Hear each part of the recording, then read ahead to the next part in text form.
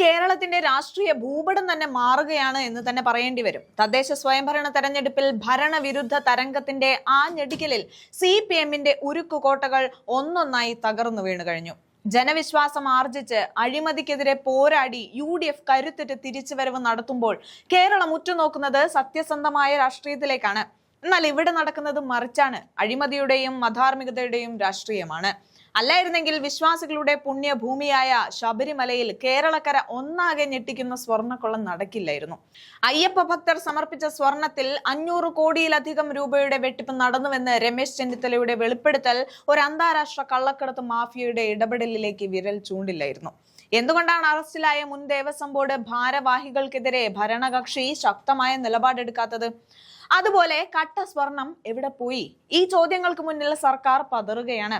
ഭക്തിയെയും വിശ്വാസത്തെയും തകർക്കുന്ന ഈ സ്വർണ്ണക്കടത്തിന് ഉന്നത രാഷ്ട്രീയ ബന്ധമുണ്ടെന്ന ആരോപണം ഇന്ന് വിശ്വാസികൾക്കിടയിൽ വലിയ പ്രതിഷേധമായി ജ്വലിക്കുന്നുണ്ട്. ശബരിമലയ്ക്ക് പിന്നാലെ പത്മനാഭസ്വാമി ക്ഷേത്രത്തിലെ സ്വത്തുക്കളിലും ക്രമക്കേടുകൾ നടന്നുവെന്ന ആശങ്കകൾ ഇപ്പോൾ ശക്തമാണ്. അതായത് പത്മനാഭസ്വാമി ക്ഷേത്രത്തിലെ വിഗ്രഹങ്ങൾ കടത്താൻ നീക്കം നടന്നതായി ശബരിമല സ്വർണ്ണക്കൊള്ള അന്വേഷിക്കുന്ന പ്രത്യേക സംഘത്തിന് വിവരം ലഭിച്ചിട്ടുണ്ട്. ഒരു പ്രവാസി വ്യവസായിയാണ് ഇക്കാര്യം SIT-യോട് വെളിപ്പെടുത്തിയത്. ഹൈക്കോടതി മേൽനോട്ടത്തിൽ CBI അന്വേഷണം വേണമെന്നാണ് മുതിർന്ന കോൺഗ്രസ് നേതാവും മുൻ പ്രതിപക്ഷ നേതാവുമായ രമേശ് ചെന്നിത്തല ഇപ്പോൾ ആവശ്യപ്പെട്ടിട്ടുള്ളത്.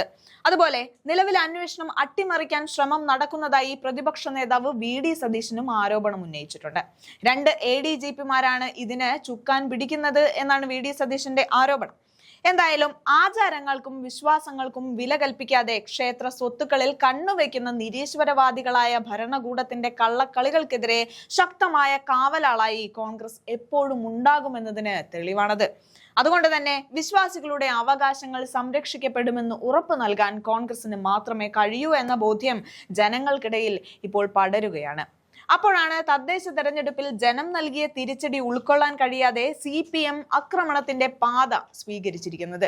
പെരിന്തൽമണ്ണയിലും പാനൂരിലും ഉണ്ടായ ആക്രമണങ്ങളും മുഖ്യമന്ത്രിയുടെ നാട്ടിൽ പടക്ക നിർമ്മാണം എന്ന വ്യാജേന നടന്ന ബോംബ് സ്ഫോടനങ്ങളും കേരളം കണ്ടുകൊണ്ടിരിക്കുകയാണ്.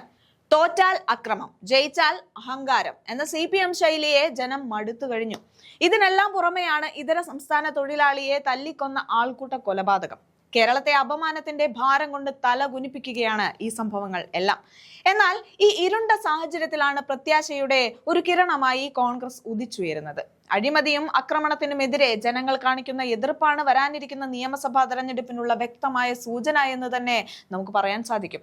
ഭരണഘടനയെ മുൻനിർത്തി സത്യപ്രതിജ്ഞ ചെയ്ത വൈഷ്ണ സുരേഷിനെ പോലുള്ള യുവ നേതാക്കൾ കോൺഗ്രസിന്റെ പുതിയ മുഖമായി മാറുകയാണ്.